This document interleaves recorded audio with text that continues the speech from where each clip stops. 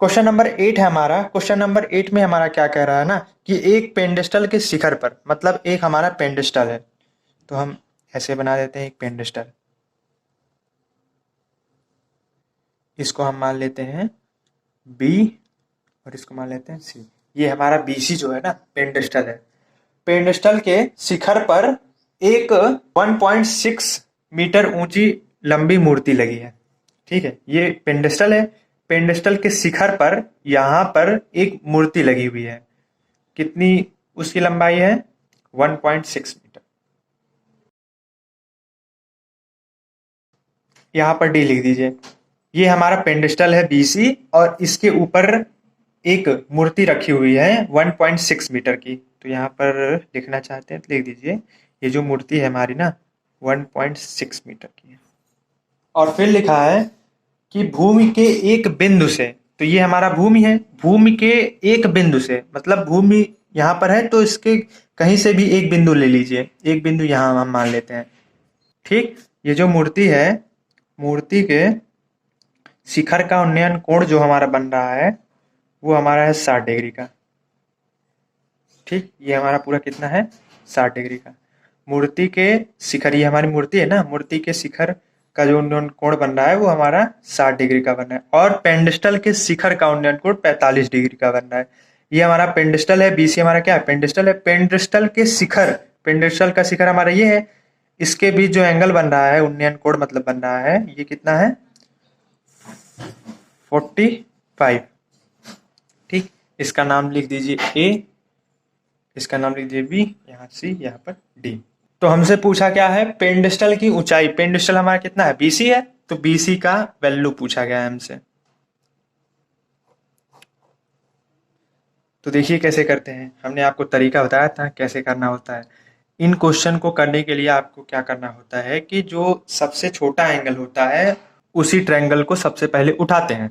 तो यहाँ पर 60 है और यहाँ पर 45 है, तो 60 और 45 में कौन छोटा है? 45। तो 45 देखिए यहाँ पर है, इस ट्रायंगल में ए बी सी में है, तो उसी ट्रायंगल को हम लोग से पहले उठाएंगे। ठीक है, तो देखिए हमारा 45 डिग्री यहाँ पर है ना, तो 45 डिग्री वाला जो ट्रायंगल बन रहा है इसको हम लोग पहले उठाएंगे। तो क्या नाम है ट्रायंगल का? ए बी सी है। तो अगर आप फिगर अलग बनाना चाहते हैं तो बना दीजिए। ये जो 45 डिग्री वाला ट्रायंगल है हम यहाँ पर बना रहे हैं, ए बी सी, यहाँ पर ले लीजिए 45। तो tan थीटा बराबर, tan थीटा बराबर क्या होता है? लंब बटे आधार। लंब इसमें हमारा कितना है? बीसी है, बटे आधार ए बी है। tan थीटा, थीटा जो है 45 बराबर बीसी बटे ए बी। tan 45 का 1 होता है वैल्यू, तो यहाँ पर 1 लिख दीजिए। 1 बराबर बीसी बटे ए बी। तो बीसी बराबर क्या आ गया हमारा? बीसी बराबर हमारा कितना आ गया? A B. हमने सोचा ना कि हमारा बीसी का वैल्यू तो आ गया, क्योंकि हमको बीसी का वैल्यू ही तो निकालना था, लेकिन बीसी का वैल्यू हमारा ए बी के बराबर आ गया। तो अब हमको क्या करना पड़ेगा? ए बी का वैल्यू निकालना पड़ेगा, क्योंकि अगर हम ए बी का वैल्यू निकाल देंगे तो वही बीसी के इक्वल होगा, वही हमारा क्या हो जाएगा? आंसर। देखिएगा, अब ये वाला ट्रायंगल हम ले चुके हैं 45 वाला, अब हम 60 डिग्री वाला ट्रायंगल उठाएंगे। तो ट्रायंगल ए 60 देखिए यहाँ पर बन रहा है ना, तो ये वाला पूरा है triangle A B D, A B D में। तो इसको अलग बनाना चाहते हैं तो अलग बना दीजिए, ए बी डी। ठीक है, तो tan 60 is equal to B D बटे ए बी। ठीक है, तो tan 60 का value √3 B D A B. चूंकि हमको निकालना किसका वैल्यू? यहाँ से हमको वैल्यू निकालना ए बी का। ए बी का क्यों? क्योंकि जो बीसी का वैल्यू है ए बी के बराबर है। मेन मकसद तो हमारा बीसी का वैल्यू निकालना है ना, इसलिए हम यहाँ से ए बी का वैल्यू निकालेंगे। और जैसे ही ए बी का वैल्यू निकालेंगे उसको हम बराबर दिखा देंगे BC के, तो हमारा BC का वैल्यू आ जाएगा, वही हमारा क्या हो जाएगा, आंसर हो जाएगा। ठीक है, तो यहां से हमको क्या करना है, AB का वैल्यू निकालना है। तो √3 इंटू AB बराबर BD, तो AB बराबर BD बटे √3। हमने सोचा ना कि हमारा AB का वैल्यू तो आ गया, लेकिन फिर समस्या वही आ गई हमारी, BD का वैल्यू तो दिया नहीं गया है, फिर हमको फिगर में देखना पड़ेगा।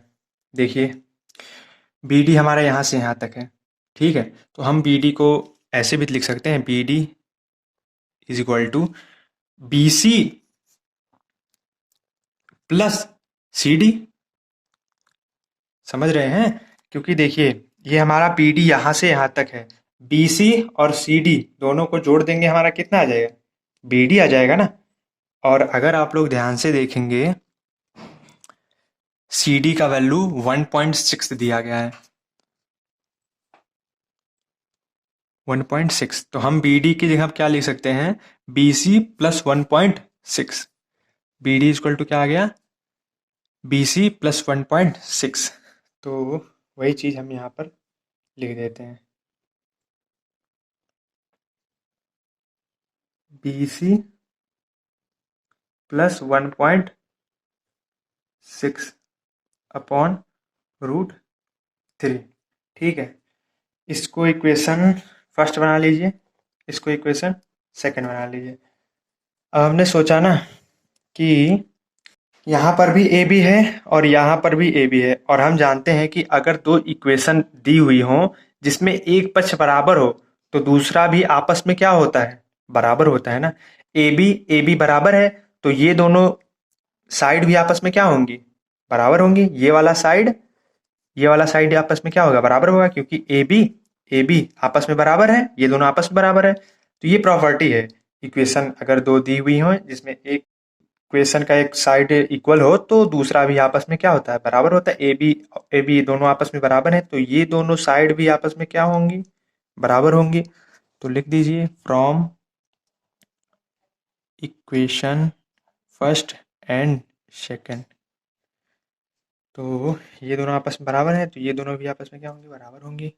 तो B C is equal to BC plus 1.6 √3, √3 का मल्टीप्लाई करा दीजिए, तो √3 BC is equal to BC plus 1.6, BC उधर भेज दीजिए, तो हमारा ये आ जाएगा।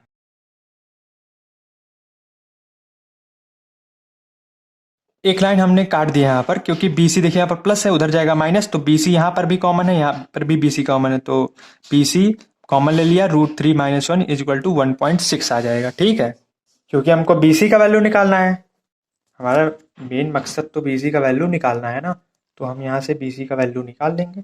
तो BC is equal to 1.6 upon √3 - 1,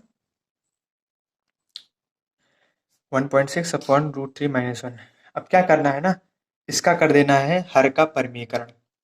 हर का परमीकरण में क्या करना होता है, जो हमारा हर दिया रहता है उसी से मल्टीप्लाई करना होता है, बस शर्त क्या है कि चिन्ह जो होना है अपोजिट हो जाता है, यहाँ पर अगर माइनस है यहाँ पर प्लस हो जाएगा, ऊपर भी उसी से मल्टीप्लाई करा दीजिए।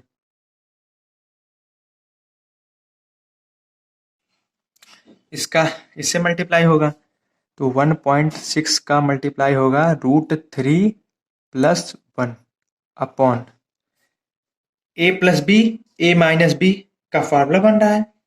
यहाँ पर देखिए √3 - 1, √3 + 1, अगर हम इसको a मान लें, इसको b मान लें, इसको a मान लें, इसको b मान लें, तो a minus B, a plus B का फॉर्मूला बन रहा है। a plus B, a minus B equal to होता है a square minus B square, या फिर आप लोगों ने पढ़ा होगा ऐसे कि a square minus B square बराबर a plus B, a square minus B square equal to a plus B, a minus B. ठीक है, तो वही चीज़ हम इसमें करेंगे, a square minus B square लिखेंगे, √3 का स्क्वायर माइनस का 1 का स्क्वायर, BC इक्वल टू 1.6 √3 - 1। यहाँ पर देखिए √3 का स्क्वायर करेंगे, हमारा आएगा 3 - 1। तो B C is equal to 1.6 √3 - 1। इसको कर देंगे, हमारा आ जाएगा 2। 2 1 कम 2, 2 शून्य शून्य, 2 8 16। B C is equal to 0.8 √3 - 1। यही हमारा क्या हो गया आंसर। आपकी बुक में शायद आंसर में प्लस दे रहा है, लेकिन एक्चुअली में इसका आंसर माइनस ही होगा। ठीक है, तो पेंडेस्टल की ऊंचाई हमारी कितनी आ गई? पेंडेस्टल ऊंचाई 0.8 √3 - 1 आंसर।